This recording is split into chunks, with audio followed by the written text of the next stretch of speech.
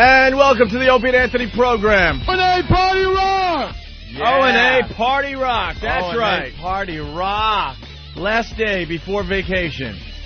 Wow. Thanks for joining us. A lot of people thought we wouldn't be here today, Anthony. Why is that? They thought we would just say, screw it, let's start the vacation early. Yeah, but no. We're in. It's Good Friday, too. Good Friday. Good Friday to you and yours, Anthony. Thank you. What are you supposed to do on Good Friday? Not eat meat or something? What is it? What is it, Eric? Not eat meat. You're religious freak? What type of meat? Can you eat pussy still? Sure. What about It's kosher. What about tuna fish? Yeah, eat fish and chicken. You can eat fish? Just no beef. All right, so it's a sushi night. It's a sushi night, Anthony. I don't think they had that plan, sushi. I think you're supposed to eat, what, fish and bread? I don't know. Or something?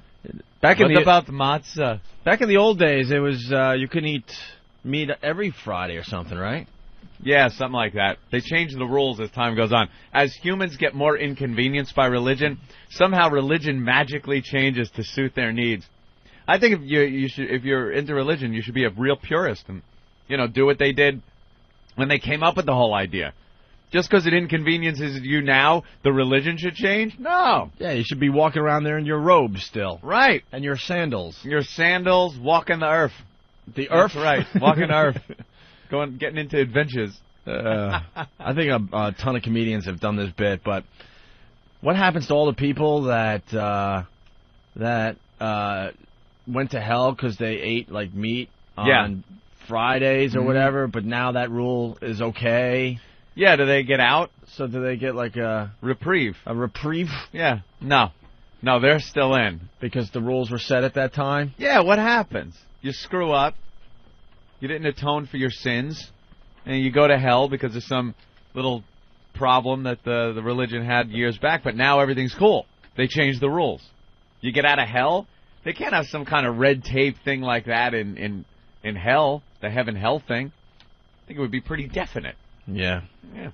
Well, one of those mysterious things we'll never know about. Someone almost went to heaven or hell this morning. Yeah.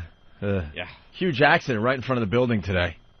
Yeah. I wonder if Master Poe thought it was my cab. Because I pulled up right after the accident. I extricated the people. I did not see Opie in there.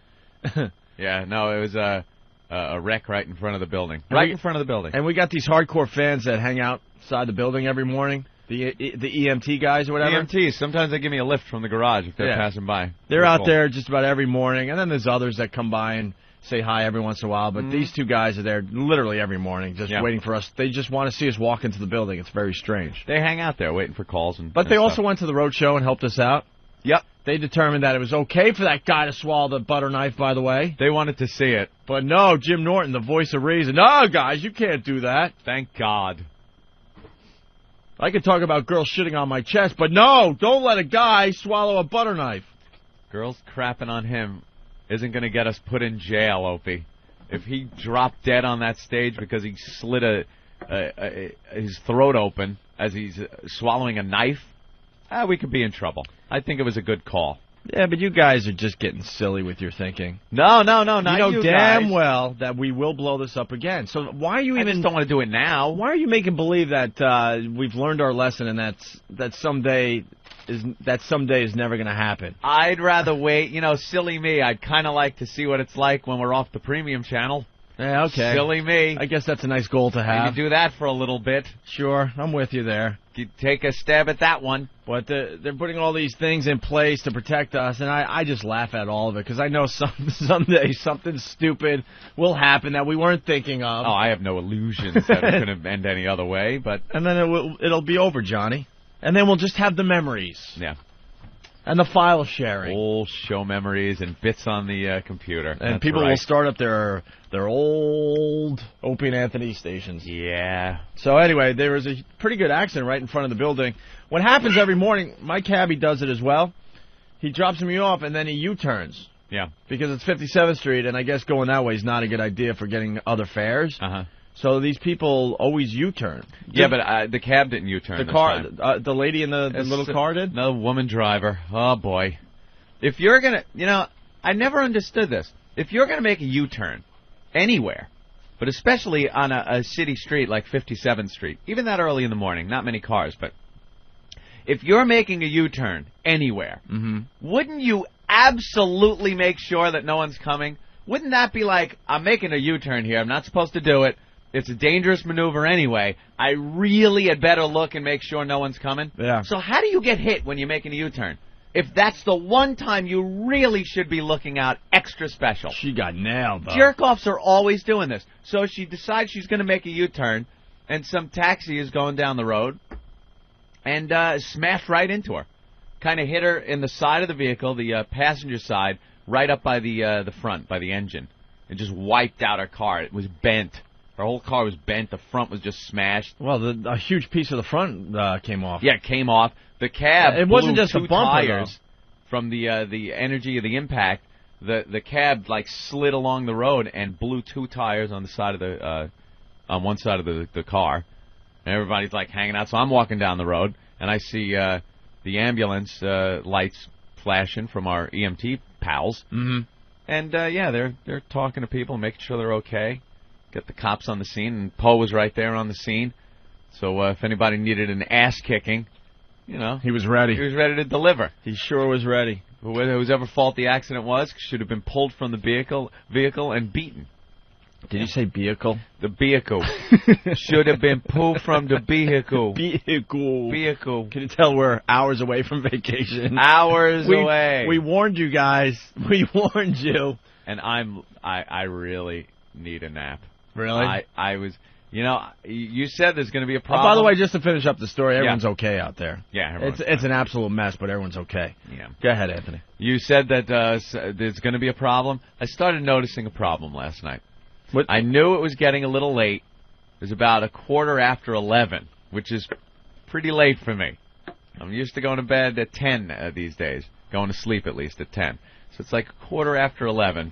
I have the 2004 World Poker Championship on the TV, and I'm laying down, and on my laptop next to the bed, I'm playing. I'm playing some poker. So I'm watching poker, I'm playing poker, and I'm not sleeping. And I'm like, oh, this is a real problem now. This is turning into a problem. Because I know what the next step is. What? Playing, right here playing while we're on the air. No, I refuse to put it on any of these screens. I have 4 screens here in front of me. One has all the instant feedback and various websites I visit through the show. The other one is the phones, so I could see who's calling. The other 2 screens, devoid of any information whatsoever. At any time, I could pop up the poker game on one of these screens and perhaps get a couple of hands in during a commercial break. The hardcore listeners, they understand what this is all about. Yeah. Because in the old days, Anthony used to day trade during the show. It was so ugly. It got to a point he wasn't even listening anymore. No. And still doing great radio, which just amazed me. Well, we were on, and from 3 to 4 o'clock the market closed, I was then completely available for the program after 4. But between 3 and 4, it was very rough for me to concentrate on the show. Yeah, and a lot of people are like, haha, you guys just make things up for the radio. Yeah. No, trust me, it was a really bad scene. Oh, I'm supposed to be show prepping, and I'm watching Alan Greenspan's speeches. I was just a mess. That phenomenon got so crazy that I was even following the ticker every day. Everybody was. Every day. And I'm punching in, and Anthony's helping me do a little trading here Oh, and we there. just go back and forth. What do you think? Yeah. Biome. What do you think? Biome. How is that going? How's that going? You still own Biome? I sure do. How's that working out for you? Oh, I got it at 11. It's like 2. I have a couple of stocks that I got in at like 7 or got in at 9, and they're in the fractions of pennies right now. Yeah, they're making a comeback. There's a lot of dopey stockbrokers out there. If you're legit, I'm not talking about you, but you guys know about your business. There's a lot of asses out there that are pushing stocks that they have no business pushing. Crap. And pump and dump, they call it. And I met this guy from Merrill Lynch that did a lot of work when the 2 companies merged that we were working for. Yep. And so I said, he helped me out with my little stock thing that I had with the company. Was it Ziggy from Merrill Lynch, Pierce Fenner, and Ziggy? Yeah. So I'm like, I might as well give this guy business. I'm doing a little better these days. I got some money to invest. This guy is just the stupidest man alive. He could be with me now. And, now I got a guy that I really, really trust. And we're doing some very conservative stuff. Conservative, very diversified, our portfolios are. We have the same guy now. Yeah, we have the same guy. But very diversified portfolio. But this guy was one step above boiler room crap. Yeah. And he took advantage of me and said, no, you really need to buy this a bunch of stocks. And they all were just disasters. And I'm talking, this is 6-7 years ago, and they ain't going anywhere. So don't even tell me that they're supposed to and all that crap. How long did you have to sit on Dell to break even? Oh, yeah. He wanted me to buy Dell at 52. Couldn't believe I wasn't going to buy it at 52. Years ago, right? Right. So then I bought it at 38, finally, through the same guy. And then it was down into the low 20s for years. For years. You sat on Dell for years. For years. And now I think I'm about even with Dell. Yeah. Finally, 7 years later. 7 years. What an investment. And 7 years to be even. And I understand there's no real science to this, so, okay, that's one stock. But I'm telling you, the portfolio he suggested, nothing but crap, not one winner in the bunch. And the stock market has turned around, so don't even tell me it's the 9/11 and all that bullshit. Yeah. I follow it every day. Well, it was all that stuff, the tech stocks and everything that were, they called it the bubble back then, and everyone was jumping on board. No one thought it was going to run out, and a lot of these brokers would call you up and go, oh, you got to buy this, some .com company. Yeah. And it just sucked. Yeah, so he got me into a bunch of crappy stocks. One that you can't even look up the symbol. No, it's gone. What the hell was Off that the again? Exchange. I finally got rid of that one. It was some kind of internet company in that was the one in the Far East or something. It was supposed to be, an internet company that was opening up in Asia. Yeah. And it was supposed to be the AOL of Asia, this guy was pitching it as. So we bought a few shares, pretty cheap. And, I lost some money through this guy, and if he got a nice little payday, great. But if he was just honest and smarter and did the right thing, he could be my guy right now, doing much better. Mm-hmm. So whatever. I'm very safe these days. But anyway, the video poker is the next stage for you. Yeah, online, little poker. I'm pretty cheap with it though. I only go into like the $10 tournament rooms. So it's not bad. You play for a long time, and if you lose, you're only losing $10, but you really learn a lot. And I get mad, like it's only $10, but I'm like, son of a bitch, I'm out of the money. You really got to start playing with live people, though. That's the next step. I will. I've noticed I'm getting better. I'm getting much better. My play is a lot more aggressive these days. I'm in the money a lot of times. I'm either first, second, or third. So I'm in the money. I'm making, my money back at the very least. Yeah. But yeah, it's getting an education. Then when I play with live people every so often, I'm better. I'm thinking it's the day before vacation. I can't believe I'm going to suggest this. Yeah. Because I think this is like me being the pusher man. Uh-huh. But I'm thinking maybe you play a little poker. You think I should boot up here? The day before vacation. Boot up a little? It's vacation. How could it hurt? How could it possibly hurt the program if I play a couple of hands, just maybe during commercial? Fast forward 2 weeks and you're just rocked. I can't. What, Opie? What? I'm like, what? Shut up. I'm waiting for the flop. I don't know what that is. Come on. Oh, fold. I'm told I have nothing. Fold.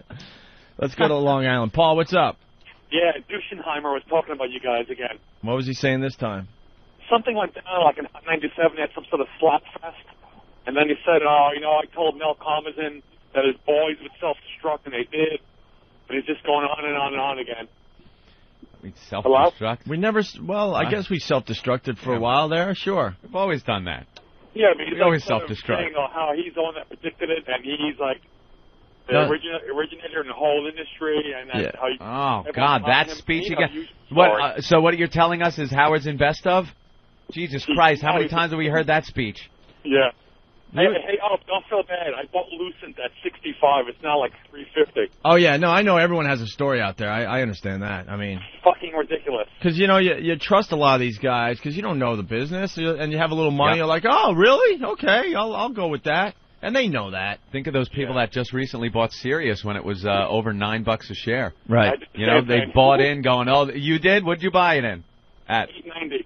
$8.90. Yeah. It's going up. It's going to 15, guys. Here we go. Hold on. We're getting ready for the ride. Here comes the big ride up. You read the message, boys? Oh, yeah. It's hysterical. Here we go. Strap in, people.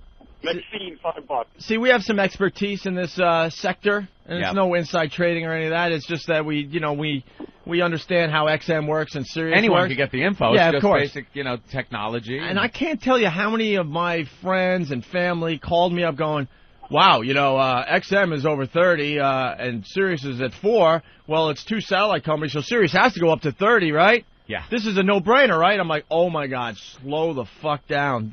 Sirius will never get up to where XM is. No. On another note, you guys watch that show Deadwood on HBO? Yeah, a little bit, good. yeah. Yeah, fucking Elsewhere rocks. How about he had his kidney stones or something in the last episode, and the doctor, this Old West doctor, takes this probe that is just huge and has to stick it up his peenie hole and feel around for the stones. He was letting out screams that had me like cringing. Tell that chink boss will get one cocksucker. Hey, and I've never heard the C word used on any other program as much as it's used. I've never heard it used, but on that show, they throw the C word around like it's of. Yeah. It's just always out there. Hey, Paul, just to finish up the Howard crap, he was so obsessed with us when we were working for the same company. He was having closed-door meetings with Mel Karmazin all the time about Anthony and I. He just did not want us to get big within the same company. Yep. And it's a fact. This is a fact. When Howard goes to satellite radio, Opie and Anthony will have a bigger audience. Yep. A much bigger audience. That's right. A much bigger audience. I remember when you let you guys say Howard K. Stern when you were talking about friggin' Hannah Nicole's lawyer. Right. Yeah, we couldn't even talk about Anna Nicole's lawyer. They dumped out of us. Right. Her lawyer's name is Howard And we Stern. pushed that whole thing right to the edge where they were going to fire us. They were going to fire us. And then they realized... Then they realized, well, if we fire them, they'll go across the street, and then they'll give Howard a real problem. So they said, we're going to fire Ken Stevens and Jeremy if you mention his name. And there we are sitting there. We like Ken, so. Howard just didn't do his research when it came to the satellite radio thing. He has no idea what he's getting himself into. Sure, he's going to get a great payday, and we all would love that. But from a creative standpoint and having an actual audience to talk to, unless they make some crazy deal with commercial radio, the fact is we will have a much bigger audience than Howard when he goes to satellite. Absolutely. Sirius stock, I guess, is at $5.33 now. Oh, really? People bought in at $9 a share and thought it was going up. They get so worked up in that they get like Pat O'Brien, all frothy and worked up on those message boards. It's going to the top, guys. Here we go. Next stop, 15. I've noticed we've passed that resistance marker that we were feeling at 850, and now we should have smooth sailing up to $19 a share. And everyone starts going, oh, I got to get in. Yeah, no. And they got in.